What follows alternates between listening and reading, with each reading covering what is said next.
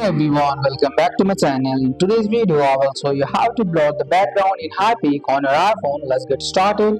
First, open the Hypic app on your iPhone and make sure you are logged into your account. Then tap Edit Photo and choose the photo where you want to blur the background. Once the photo is open, look for the background or blur tool in the editing menu. This is usually located at the bottom of the screen or in the Effect Tools section. Tap Blur Background. Hypic may automatically detect the subject and apply the blur to this side of the photo.